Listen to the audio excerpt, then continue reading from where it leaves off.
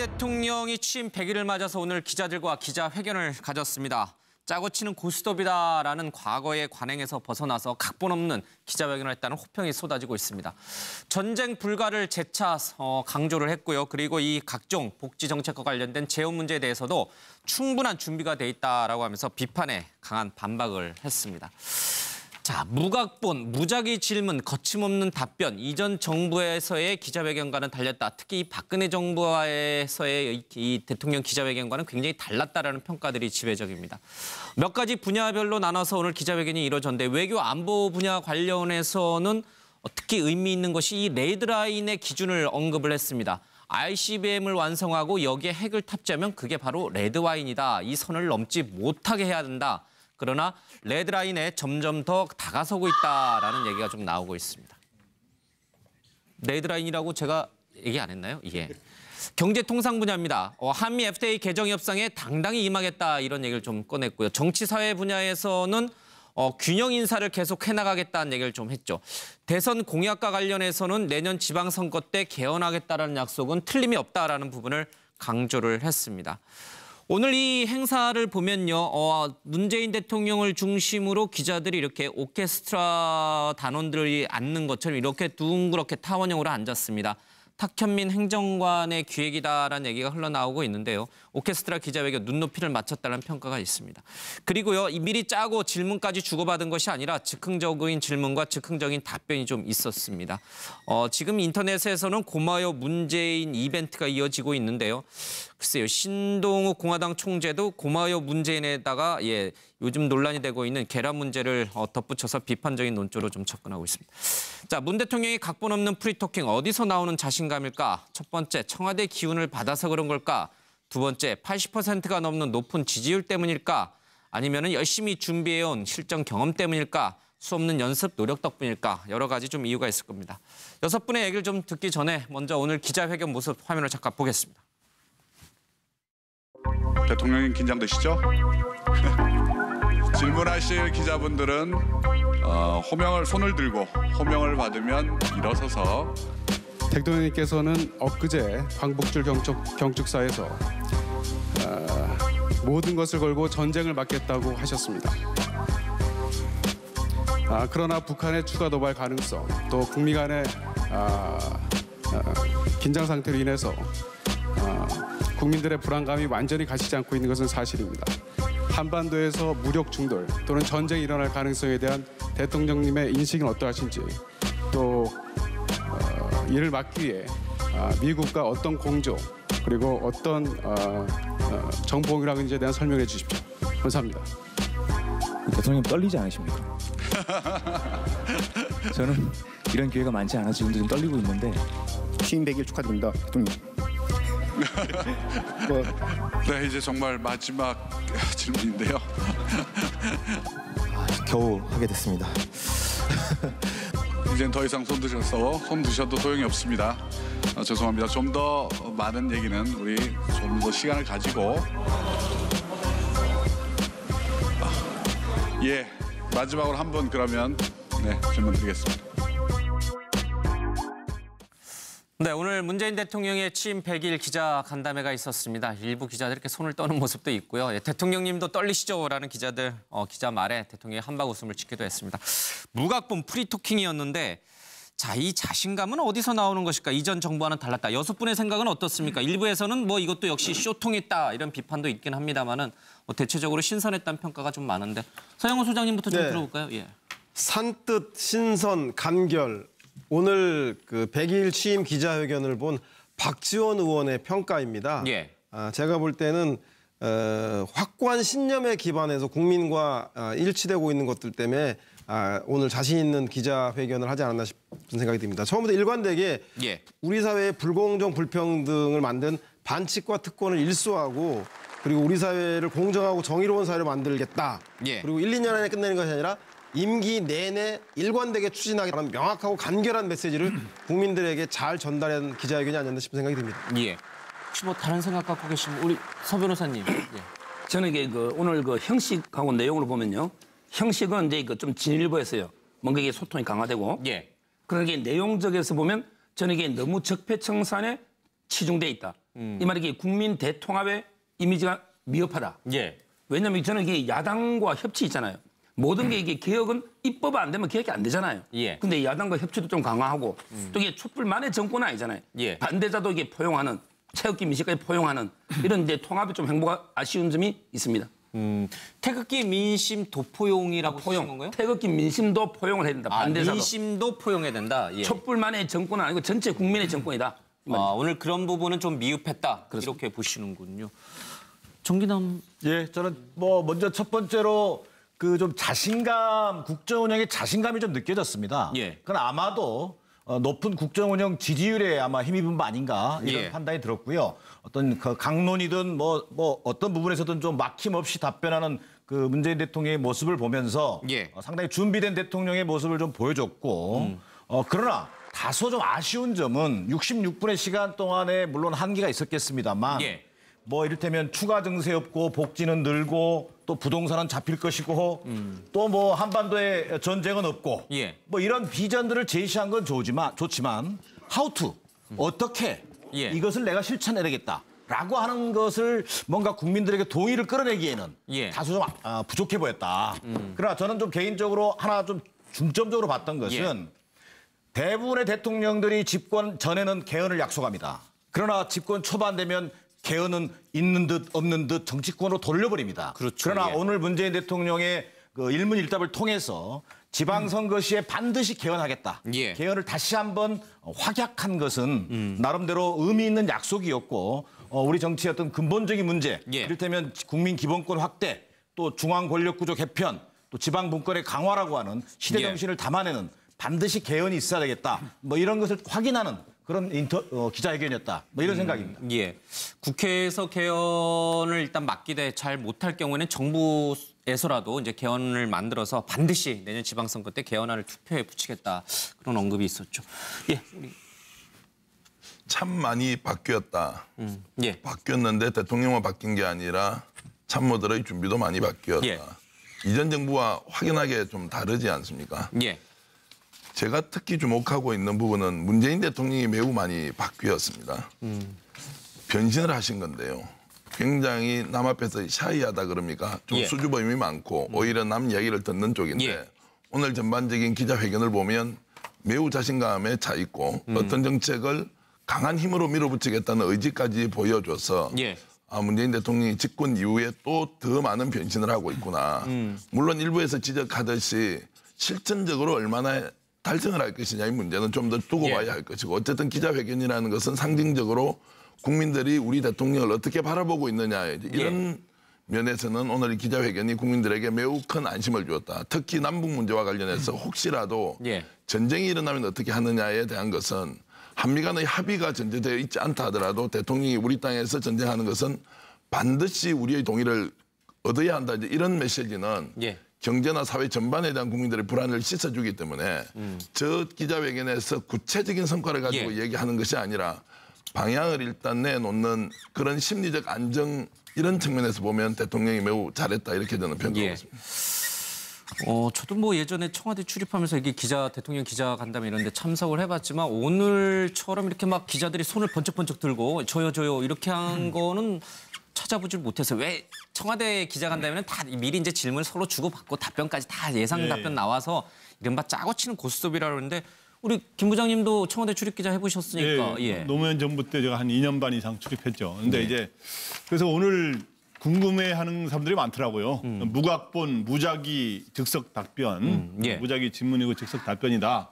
근데 이게 사실이냐 이거를 물어보는 사람들이 있더라고요. 그리고 아까 장면을 보면서 과연 그런가 만가 긴가민가 이렇게 생각하는 사람들이 있던데 일단 제 경험을 얘기하자면 노무현 정부 때도 이 어느 정권이든 간에 사람들이 또 완전히 각본에 따라 움직이는 걸 생각하는 사람들이 있는데 완전히 각본으로 하는 건 없습니다.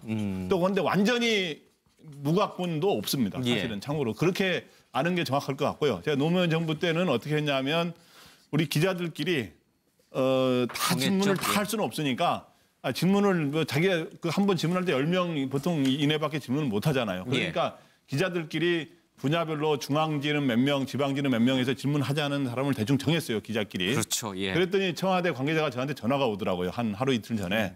무슨 참고로 어떤 뭐 질문하시려고 어떤 질문을 하시려고 그럽니까? 예. 라고 하는 식으로 예. 비공식으로 예. 이렇게 오프를 전제로 해서 제가 어떤 질문에 관심이 있습니까? 그러면 또 사람이 뭐 완전히 숨길 수는 없는 거 아닙니까? 그렇죠. 예. 그런 게 있었는데 그럼 이번은 어떻게 됐느냐? 이번도 공식적으로는 각본이 없습니다. 예. 근데 이제 제가 알기로는 분야별로 중앙지 통신사 기자, 방송사 기자, 신문 기자들끼리 질문을 뭐 취합하는 거나 이런 거는 아마 있었을 겁니다. 제가 알기로. 그런데 예. 이게 청와대로 과연 전달이 됐느냐, 대통령이 보고를 받고 그거에 따라 준비를 했느냐 이런 거에서는 어떻든 제가 오늘 가만히 지켜보니까 또 앉아서 대답을 하지 않았습니까? 예. 좀 자연스러워 보였고 또 과거에는 춘추관에서 했는데 영빈관에서 하지 않았습니까? 그래서 예. 과거보다는 어떻든 시나리오가 최소화됐고 좀 자연스럽게 진행이 된 건 사실인 것 같습니다. 예. 그래도 이제 분야별로 다 나눠놨기 때문에 외교안보 분야, 경제통상, 뭐 정치사회, 대성공약 여러 분야별로 나눠놨기 때문에 이 분야에서 나올 수 있는 예상 질문이란 게 너무 뻔하지 않습니까? 그렇죠. 예, 청와대도 뭐 많이 준비를 했습니다만 기자들도 오늘 좀 편안한 분위기에서 질의응답을 좀 한 것 같습니다. 황 소장님은 어떻게 보셨어요? 예, 저는 뭐 오늘 타견민 씨가 미리 나와서 전체적으로 지휘를 했다고 그러대요. 예. 예, 그래서 오늘 이 코드도 타견민 코드가 있어서 감성 코드, 소통 코드 등이 예. 다 담겨 있었고요. 지난 한 100일 동안 대통령이 정신없이 지금 이벤트를 던졌지 않습니까? 예. 계획 이벤트를요. 제가 뭐 이렇게 세보니까 굵직한 것만 해도 한 10개쯤 던졌어요. 그래서 그 열흘마다 큰 건이 한 개씩 정도 터진 건으로 이렇게 왔고 예. 이번에 대통령 회견도 지난 100일을 갖다가 이렇게 활용 점정하는 이벤트로 한 거 예. 아니겠습니까? 그런데 이제 이렇게 무대본으로 이렇게 이 프리토킹을 했다라는 거는 결국은 지지율이 예. 높으니까 자신감이 있다라는 부분인데요. 이제 앞으로 남은 기간에 이제 이런 자신감이 입증이 되겠죠. 근데 이제 제가 하나 하고 싶은 것은 레드라인이 후퇴를 굉장히 많이 했어요. 예. 북한이 이 ICBM에다가 핵탄두를 탑재하면 레드라인이라는데 이건 끝이지요. 예. 레드라인은 끝나기 전에 경고를 하는 것이 레드라인인데 오늘 대통령이 말씀한 걸 보면 사실상 북핵 문제가 완결된 부분을 레드라인이라고 했다. 예. 과거에는 추가 핵실험을 하거나 거리가 미국까지만 날아가도 레드라인이다 이랬는데 오늘 대통령이 레드라인을 새롭게 정의를 했어요. 예. 이 부분이 앞으로 논란의 소지가 있다고 보고요. 전쟁 불가론을 거듭 이야기를 하고 있는데 예. 문제는 그러면 전쟁을 하지 말자. 그런데 미국이나 북한이 뭐 우리가 그런다고 우리하고 관계해서 이 전쟁을 하고 안 하고 할 수 있는 힘이 우리한테 있는가는 별개의 문제지만은 어쨌든 전쟁은 안 나야는 되겠죠. 예. 근데 중요한 부분은 그러면 전쟁을 안 한다면 북한을 레드라인을 못 넘게 할 방법이 뭐냐라는 부분을 예. 지금 이 상황에 대해서 우려하는 국민들도 절반 이상이라고 보는데 그런 부분에 대해서도 이야기가 나와야 되는데 그런 이야기는 나오지 않고 예. 일정달식으로만 되었고 토론이 되지 못한 점은 저는 아쉽다고 봅니다. 알겠습니다. 지금 이제 취임 100일을 맞아서 각종 여론조사를 보면은 뭐 80%가 넘는 여론조사도 좀 있고요. 70%가 넘는 여론조사도 좀 있습니다.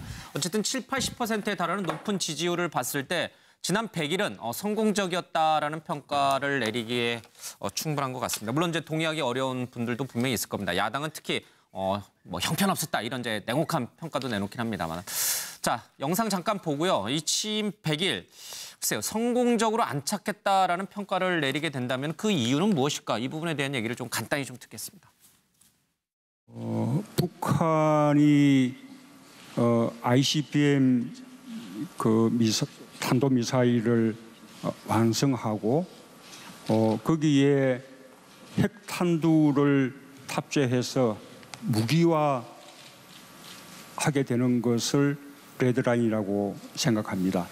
지금 북한이 점점 그 레드라인의 임계치에 다가가고 있다고 생각합니다. 만약에 북한이 또다시 도발을 한다면 북한은 더더욱 강도 높은 제재 조치에 직면하게 될 것이고 북한은 결국 견뎌내지 못할 것입니다. 북한에 대해서도 더 이상 위험한 도박을 하지 말 것을 경고하고 싶습니다. 현재 지금 정부가 발표한 여러 가지 이 복지 정책들에 대해서는 지금까지 정부가 발표한 정세 방안만으로 충분히 재원 감당이 가능하다고 봅니다. 실제로 그 재원이 필요한 만큼 정부가 정세 방침을 밝힌 것입니다. 그래서 정부의 여러 정책에 대해서 재원 대책 없이 계속해서 무슨 산타크로스 같은 정책만 내놓는 것이 아니냐 이런 걱정들을 하는데 하나하나 꼼꼼하게 재원 대책을 검토해서 가능한 범위 내에서 전부 설계된 것이다라는 그 말씀을 드리고. 네, 인수위원회 없이 출범한 문재인 정부의 100일 어떻게 황 소장님 평가하십니까? 성공적이었다고 보십니까? 일단 정권의 입장에서 봤을 때는 매우 성공적이라고 봅니다. 그런데 이것이 장기적으로 성공으로 귀결될 것인가 하는 부분은요. 솔직히 말하면 너무 많은 것을 정신없이 던졌기 때문에 복지, 일자리, 소득이나 이런 부분이에요. 이런 것이 결국은 이 국간이나 이 예산과 맞물려서 성공적으로 지속될 수 있는가에 대해서 달려 있겠죠. 그런데 지금 이 사실은 국민들이 이런 정책에 대한 어떤 정부의 어떤 발표, 국민들한테 막 던집니다. 그리고 이벤트에 대해서도 정신없이 과거 같으면 저게 이벤트가 될 수 있을까 하는 부분조차도 이렇게 소통 감성 코드를 담아가지고 던졌어요. 그래서 국민들 다수가 이 부분에 대해서 지금 어떤 행태로든 지지를 한다고 하고 있습니다. 그래서 이제 이런 부분들이 왜 그러면 가능했느냐, 인수위도 없었는데 저는 이 정권이 뭐 작년 12월쯤에 이미 대선이 탄핵이 국회에서 통과된 뒤에 조기 대선이 될 가능성이 거의 확정적이고 그렇기 때문에 이미 대선을 집권했을 때 어떤 정책들을 던지고 국민들이 어떤 것을 좋아한다라는 부분에 대해서 준비를 했다가 이 취임하자 말자부터 했다고 봐요. 그러니까 대통령 선거운동 기간에 일종의 인수위 역할을 했기 때문에 이런 것들이 가능을 했다라는 겁니다. 형식적인 부분에서 굉장히 탁월함을 발휘하고 있고 이전과는 다른데요. 문제는 그 내용을 채우는 부분이 과연 행식만큼 따라갈 수 있겠느냐. 이것이 모순이 없이 진행되겠느냐. 저는 좀 우려스러운 점도 있다고 봅니다. 알겠습니다. 그러니까 인수위 없이 출범했지만 준비는 굉장히 잘 돼 있다. 이런 평가를 일단 내릴 수 있는. 이제 앞으로가 또 문제긴 하지만. 정기현. 결국 이제 실패를 해본 대통령 후보가 대통령이 되니 국정 운영에 대한 기본 방향 가지고 있을 거고요. 또 DJ 노무현 대통령 10년의 집권 경험이 있지 않습니까? 또 민주당이라는 정당 조직이 그런 위기 상황에서 나름의 이제 그 역량들을 충분히 발휘했다. 그래서 저는 실패에서 배운 리더십을 첫 번째로 꼽고요. 두 번째는 그 결국 국민의 무한 의지, 제가 의지라고 표현을 한 이유는 통상적으로는 국민의 무한 신뢰가 필요하지만 지금 우리나라 대통령에 대한 국민들의 생각은 박근혜 정권의 실패 이런 것들이 촛불혁명으로 일어나고 다시 탄생한 문재인 정부이기 때문에 신뢰를 보내기보다는 어쨌든 의지를 하고 싶다는 이런 또 심리적인 이런 그 상황이 많이 존재한다. 그래서 국민들이 지금 현재까지는 대통령에 대해서 무한하게 의지하고 싶다. 이런 것들이 반영되어서 높은 지지율이 유지되는 것이고요. 이런 것들이 황 소장님 말씀대로 앞으로 얼마나 잘 될지는 정말 문재인 정부가 이런 높은 지지율에 의존하지 말고 정말 장기적인 목표를 가지고 움직여야 하는 것은 확실하게 과제로 남아있다. 이런 지적을 하고 싶습니다. 저는 이게 그 나름대로 성공적 안착은 맞는 것 같아요. 왜냐하면 이게 국민 지지율이 역대 1, 2등이니까 그건 팩터로 보이는데 그 원인은 이제 그 참여정부 때 경험. 그때 이게 국정경이 많았잖아요. 그리고 이제 그 정거복철, 왜 넘어진 앞술에는 뒷술이한테 이게 경고가 되거든요. 바로 이 박근혜 정권의 실패, 반면교사. 이 두 가지 때문에 비교적 성공했다고 보는데 그렇지만 이게 제가 보기에는 아직 이 과분한 칭찬과 사랑을 받는 뭔가 한 일에 비해서는 지지율이 너무 높아요. 따라서 저는 지금 초심을 잃지 않고 좀 더 겸손하고 더 낮은 자세로 일관해서 끝까지 지지를 받는 이런 대통령이 되었으면 좋겠습니다. 알겠습니다. 근데 지금 이제 앞서 세 분 얘기를 들었는데 사실 지난 대선 당시에 문재인 당시 후보를 비판하시는 분들은 만약에 당선이 된다면 제2의 참여정부, 제2의 노무현 정부의 재판이 될 것이다. 그 한계에서 벗어나지 못할 것이다라고 이제 비판을 많이 했는데 그 부분에 대한 평가, 그러니까 그 한계를 지금 넘어선 것인지 아니면 노무현 정부를 좀 따라가고 있는 제2의 노무현 정부인지 뭐 이런 부분에 대한 얘기가 아직 언급이 없으셨어요. 나머지 세 분 중에는 그 부분 조금 포함해서 평가를 좀 내려주시죠. 제가 노무현 정부 때 출입한 기자로서 보면은 노무현 정부 때 수석과 비서실장을 지내셨잖아요. 문 대통령께서. 그렇기 때문에 그때 그 지켜보면서 내가 요거는 이렇게 좀 시정을 하겠다. 아마 그런 생각을 많이 했을 거예요. 그래서 제가 보기에는 노무현 정부를 어느 정도 극복하는 그거보다는 더 나아. 극복을 한 100일이었다. 그래서 어느 정도 그보다는 나아진 그런 거라고 좀 보고요. 이 안착을 한 가장 큰 요인은 첫째, 이 박근혜 정권의 이 탄핵으로 인해서 무너진 박근혜 정권의 반사 효과, 기저 효과. 그렇기 때문에 그걸 워낙 못했기 때문에 그거에 대한 반작용이 있는 거죠. 그래서 쉽게 말해서 회사로 말하면 전임 사장이 굉장히 못하면 새로 온 사람 보통만 해도 잘해 보이죠. 굉장히 잘해 보이고 전임 사장이 잘하면 아주 열심히 노력해도 빛이 안 나는 거죠. 그런 게 그게 있고 두 번째는 짧게 말하면 재수해서 준비된 대통령. 아까 좀 또 경험을 했고 참여정부에서 그거 있고 세 번째는 대통령 자신의 그 탈권위 소통 의지가 굉장히 강한 것 같아요. 그거는 굉장히 높은 점수였고 예를 들어서 며칠 전에 8.15 기념식에서 상을 주는데 표창장을 주는데 그 표창장 받는 사람 고개를 70도 정도 숙여요. 그럼 대통령도 70% 숙이고 하는 모습은 그 간단한 것 같지만 그 과거와는 다른 모습이거든요. 그런 거에다가 굳이 하나 덧붙이자면 이벤트 정치도 좀 잘하지 않았느냐 이렇게 생각이 됩니다.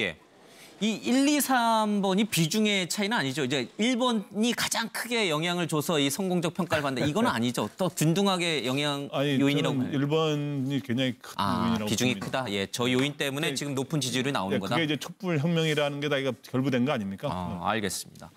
정리는. 좀 전에 말씀하셨습니다만 이게 사실은 조마조마했거든요. 예를 들면 전임 대통령의 사상 초유의 탄핵. 또 국가 리더십의 어떤 그 공백이라고 하는 초유의 어떤 헌정사의 위기 속에서 출범한 정권이란 말이에요. 거기에 대한 약간의 어떤 그 불안한 시선이 있었지만 저는 취임 100일 동안 어찌 보면 회속의 100일이라고 봐야 될 텐데 비교적 소프트 랜딩하고 있다. 자, 그 근저에는 저는 첫 번째가 역시 완벽한 집권 준비에 있는 것 같다. 이거 좀 전에 우리 앵커께서 말씀하셨던 것처럼 참여정부의 국정 운영 경험이라고 하는 것이 큰 어떤 경험으로서 국정 운영하는데 큰 밑거름이 되고 있다. 자, 그러면 지금 참여정부를 극복했느냐? 저는 아직은 그 정도 평가로 좀 이르지만 저는 참여정부보다 어떻게 보면 한 단계 진화하고 있는 것만은 사실인 것 같다. 저는 이런 평가를 좀 하고 싶고요. 그 가장 첫 번째 그 소프트 랜딩의 어떤 1차적 원인은 역시 문재인 대통령, 문재인 정부의 어떤 소통의 정치에 있다. 자, 이를테면 그 구중궁궐의 이미지가 우선 깨졌습니다. 청와대라는 데가. 두 번째, 청와대 비서실은 이제 한국판 웨스트윙이 되고 있어요, 지금. 뭐 참모들과 대통령이 격이 없이 소통하는 장면을 여지없이 국민들에게 보여주고 있습니다. 이런 어떤 소통의 정치가 국민 속으로 더 한 발 다가가게 하는 그런 측면이 있었고요. 두 번째는 역시 정부가 임기 초다 보니까 개혁 최우선 정책 기조를 세운 것. 그렇다면 이건 다른 말로 하면 적폐청산이죠. 우리가 촛불 민심의 핵심이 뭡니까? 이게 나라냐였거든요. 자, 나라다운 나라를 만들기 위한 어떤 적폐청산에 어쨌든 문재인 정부가 가속 페달을 밟아온 점 이런 것들이 집권 100일 동안에 어떤 국민들로부터 좋은 평가를 받게 된 하나의 요인이다. 이렇게 해석합니다. 알겠습니다. 그러니까 참여정부 때보다는 진일보하고 있다라는 부분에 대해서 이제 평가를 내리셨고요. 소 소장님, 네. 뭐 안정적인 국정 운영 관리를 한 거 보고 일각에서는 광흥창 팀이라던가 뭐 집권 준비팀이 오랫동안 준비한 게 아니냐라는 얘기가 있는데 광흥창 팀은 당내의 공식적인 선거대책위원회가 형성되기 전에 그 선거를 준비하는 전략기획팀이었고요. 집권 준비팀은 공식적으로는 있지 않았다고 합니다. 그럼에도 불구하고 이렇게 잘할 수 있었던 것은 잘 아시겠지만 참여정부에 대한 5년간의 국정운영 경험과 2012년 대선의 패배 이후에 오랫동안 준비되어 온 것들이라는 생각이 들고 무엇보다도 문재인 정부 탄생 배경이 촛불 정부 아니겠습니까? 배를 띄우는 것도 배를 뒤집는 것도 무리다. 즉 민심이다라고 하는 건 누구나 잘 알고 있기 때문에 대한민국의 주권은 국민에게 있고 모든 권력은 국민으로부터 나온다는 것 원칙을 잃지 않고 있기 때문에 국민과 함께 더불어 지금 가고 있는 게 아닌가라는 생각이 듭니다. 앞서 잠깐 우리 서정욱 변호사께서 언급을 하셨는데 이 촛불 정부면은 태극기 정부는 아닌 거예요? 네. 아니 뭐 그 태극기 정부이기도 하죠. 꼭 촛불 태극기 이렇게 진보와 보수라는 이념으로 아는 게 아니라 국민들의 다수의 참여에 의해서 반칙과 특권을 청산하고 국민이 만든 국민이 선택한 정부라는 의미에서의 촛불 정부를 얘기하는 것입니다. 알겠습니다. 을 받아서 그런 걸까? 두 번째, 80%가 넘는 높은 지지율 때문일까? 아니면은 열심히 준비해온 실전 경험 때문일까? 수없는 연습 노력 덕분일까? 여러 가지 좀 이유가 있을 겁니다. 6분의 얘기를 좀 듣기 전에 먼저 오늘 기자회견 모습 화면을 잠깐 보겠습니다. 대통령님 긴장되시죠? 질문하실 기자분들은 손을 들고 호명을 받으면 일어서서. 대통령님께서는 엊그제 광복절 경축사에서 모든 것을 걸고 전쟁을 막겠다고 하셨습니다. 그러나 북한의 추가 도발 가능성, 또 북미 간의 긴장 상태로 인해서 국민들의 불안감이 완전히 가시지 않고 있는 것은 사실입니다.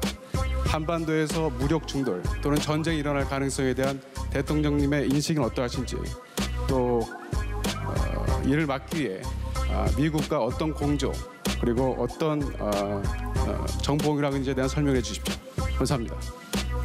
대통령님 떨리지 않으십니까? 저는 이런 기회가 많지 않아서 지금도 좀 떨리고 있는데. 취임 100일 축하드립니다, 대통령. 네, 이제 정말 마지막 질문인데요. 겨우 하게 됐습니다. 이젠 더 이상 손 드셔도 소용이 없습니다. 죄송합니다. 좀 더 많은 얘기는 우리 좀 더 시간을 가지고. 마지막으로 한 분 그러면 질문 드리겠습니다. 네, 오늘 문재인 대통령의 취임 100일 기자 간담회가 있었습니다. 일부 기자들 이렇게 손을 떠는 모습도 있고요. 대통령님도 떨리시죠라는 기자들 기자 말에 대통령이 한박 웃음을 짓기도 했습니다. 무각본 프리토킹이었는데, 자, 이 자신감은 어디서 나오는 것일까? 이전 정부와는 달랐다. 6분의 생각은 어떻습니까? 문재인 대통령이 취임 100일을 맞아서 오늘 기자들과 기자회견을 가졌습니다. 짜고 치는 고스톱이다라는 과거의 관행에서 벗어나서 각본 없는 기자회견을 했다는 호평이 쏟아지고 있습니다. 전쟁 불가를 재차 강조를 했고요. 그리고 이 각종 복지 정책과 관련된 재원 문제에 대해서도 충분한 준비가 돼 있다라고 하면서 비판에 강한 반박을 했습니다. 자, 무각본, 무작위 질문, 거침없는 답변. 이전 정부에서의 기자회견과는 달렸다. 특히 박근혜 정부에서의 이 대통령 기자회견과는 굉장히 달랐다라는 평가들이 지배적입니다. 몇 가지 분야별로 나눠서 오늘 기자회견이 이루어졌는데, 외교 안보 분야 관련해서는 특히 의미 있는 것이 이 레드라인의 기준을 언급을 했습니다. ICBM을 완성하고 여기에 핵을 탑재하면 그게 바로 레드와인이다. 이 선을 넘지 못하게 해야 된다. 그러나 레드라인에 점점 더 다가서고 있다라는 얘기가 좀 나오고 있습니다. 레드라인이라고 제가 얘기 안 했나요?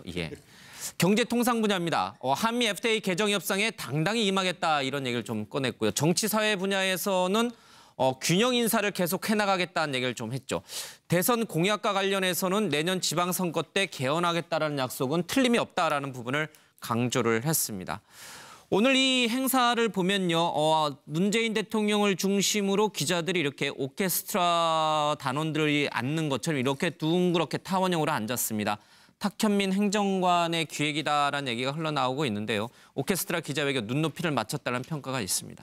그리고요, 미리 짜고 질문까지 주고받은 것이 아니라 즉흥적인 질문과 즉흥적인 답변이 좀 있었습니다. 지금 인터넷에서는 고마워요 문재인 이벤트가 이어지고 있는데요. 글쎄요, 신동욱 공화당 총재도 고마워요 문재인에다가 요즘 논란이 되고 있는 계란 문제를 덧붙여서 비판적인 논조로 좀 접근하고 있습니다. 자, 문 대통령이 각본 없는 프리토킹, 어디서 나오는 자신감일까? 첫 번째, 청와대 기운. 했습니다만 뭐 이를테면 추가 증세 없고 복지는 늘고 또 부동산은 잡힐 것이고 또 뭐 한반도에 전쟁은 없고 뭐 이런 비전들을 제시한 건 좋지만 how to, 어떻게 이것을 내가 실천해내겠다. 라고 하는 것을 뭔가 국민들에게 동의를 끌어내기에는 다소 좀 부족해 보였다. 그러나 저는 좀 개인적으로 하나 좀 중점적으로 봤던 것은 대부분의 대통령들이 집권 전에는 개헌을 약속합니다. 그러나 집권 초반 되면 개헌은 있는 듯 없는 듯 정치권으로 돌려버립니다. 그러나 오늘 문재인 대통령의 그 일문일답을 통해서 지방선거 시에 반드시 개헌하겠다. 개헌을 다시 한번 확약한 것은 나름대로 의미 있는 약속이었고 우리 정치의 어떤 근본적인 문제, 이를테면 국민 기본권 확대, 또 중앙 권력 구조 개편, 또 지방 분권의 강화라고 하는 시대 정신을 담아내는 반드시 개헌이 있어야 되겠다. 뭐 이런 것을 확인하는 그런 기자회견이었다. 뭐 이런 생각입니다. 국회에서 개헌을 일단 막기대 잘 못할 경우에는 정부에서라도 이제 개헌을 만들어서 반드시 내년 지방선거 때 개헌안을 투표에 붙이겠다. 그런 언급이 있었죠. 참 많이 바뀌었다. 바뀌었는데 대통령만 바뀐 게 아니라 참모들의 준비도 많이 바뀌었다. 이전 정부와 확연하게 좀 다르지 않습니까? 예. 제가 특히 주목하고 있는 부분은 문재인 대통령이 매우 많이 바뀌었습니다. 변신을 하신 건데요. 굉장히 남 앞에서 샤이하다 그럽니까? 좀 예. 수줍음이 많고 오히려 남 이야기를 듣는 쪽인데 예. 오늘 전반적인 기자회견을 보면 매우 자신감에 차 있고 어떤 정책을 강한 힘으로 밀어붙이겠다는 의지까지 보여줘서 예. 문재인 대통령이 집권 이후에 또 더 많은 변신을 하고 있구나. 물론 일부에서 지적하듯이 실천적으로 얼마나 달성을 할 것이냐의 문제는 좀 더 두고 예. 봐야 할 것이고 어쨌든 기자회견이라는 것은 상징적으로 국민들이 일부에서는 뭐 이것도 역시 쇼통했다 이런 비판도 있긴 합니다만은 대체적으로 신선했다는 평가가 좀 많은데 서영훈 소장님부터 좀 네. 들어볼까요? 예. 산뜻, 신선, 간결. 오늘 그 100일 취임 기자회견을 본 박지원 의원의 평가입니다. 예. 제가 볼 때는 확고한 신념에 기반해서 국민과 일치되고 있는 것들 때문에 오늘 자신 있는 기자회견을 하지 않았나 싶은 생각이 듭니다. 처음부터 일관되게 예. 우리 사회의 불공정, 불평등을 만든 반칙과 특권을 일소하고 그리고 우리 사회를 공정하고 정의로운 사회로 만들겠다. 예. 그리고 1, 2년 안에 끝내는 것이 아니라 임기 내내 일관되게 추진하겠다는 명확하고 간결한 메시지를 국민들에게 잘 전달한 기자회견이 아니었나 싶은 생각이 듭니다. 예. 혹시 뭐 다른 생각 갖고 계시면 우리 서 변호사님. 예. 저는 이게 오늘 형식하고 내용을 보면요. 형식은 이제 좀 진일보했어요. 뭔가 이게 소통이 강화되고. 예. 그러나 이게 내용적에서 보면 저는 이게 너무 적폐청산에 치중돼 있다. 이 말이 이게 국민 대통합의 이미지가 미흡하다. 예. 왜냐하면 저는 이게 야당과 협치 있잖아요. 모든 게 이게 개혁은 입법 안 되면 개혁이 안 되잖아요. 예. 근데 야당과 협치도 좀 강화하고 또 이게 촛불만의 정권은 아니잖아요. 예. 반대자도 이게 포용하는 태극기 민심까지 포용하는 이런 이제 통합이 좀 행보가 아쉬운 점이 있습니다. 태극기 민심 도포용이라고 쓰신 건가요? 태극기 민심도 포용을 해야 된다. 반대자도. 민심도 포용해야 된다. 예. 촛불만의 정권은 아니고 전체 국민의 정권이다. 오늘 그런 부분은 좀 미흡했다. 이렇게 보시는군요.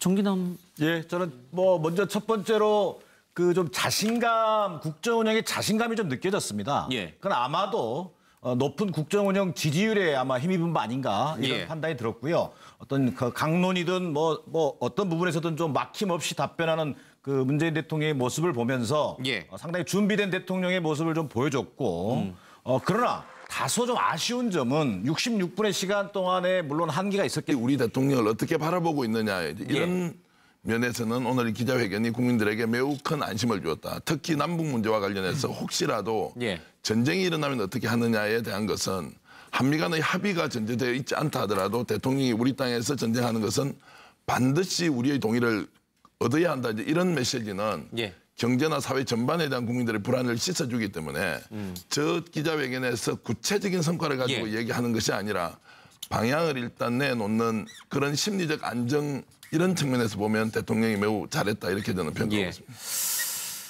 저도 뭐 예전에 청와대 출입하면서 이게 대통령 기자 간담회 이런 데 참석을 해봤지만 오늘처럼 이렇게 막 기자들이 손을 번쩍번쩍 들고 저요 이렇게 한 거는 찾아보질 못했어요. 왜 청와대 기자 간담회는 다 미리 이제 질문 서로 주고받고 답변까지 다 예상 답변 나와서 이른바 짜고 치는 고스톱이라고 그러는데 우리 김 부장님도 청와대 출입 기자 해보셨으니까. 예. 노무현 정부 때 제가 한 2년 반 이상 출입했죠. 근데 이제 그래서 오늘 궁금해하는 사람들이 많더라고요. 무각본, 무작위, 즉석 답변, 무작위 질문이고 즉석 답변이다. 근데 이게 사실이냐 이거를 물어보는 사람들이 있더라고요. 그리고 아까 장면을 보면서 과연 그런가 만가 긴가민가 이렇게 생각하는 사람들이 있던데 일단 제 경험을 얘기하자면 제가 노무현 정부 때도 이 어느 정권이든 간에 사람들이 또 완전히 각본에 따라 움직이는 걸 생각하는 사람들이 있는데 완전히 각본으로 하는 건 없습니다. 또 그런데 완전히 무각본도 없습니다. 사실은 참고로 그렇게 아는 게 정확할 것 같고요. 제가 노무현 정부 때는 어떻게 했냐면 우리 기자들끼리 다 질문을 다 할 수는 없으니까 질문을 뭐 자기가 그 한 번 질문할 때 10명 보통 이내밖에 질문을 못 하잖아요. 그러니까 기자들끼리 분야별로 중앙지는 몇 명, 지방지는 몇 명에서 질문하자는 사람을 대충 정했어요. 기자끼리. 그렇죠. 예. 그랬더니 청와대 관계자가 저한테 전화가 오더라고요. 한 하루 이틀 전에. 무슨 참고로 어떤 뭐 질문하시려고 어떤 질문을 하실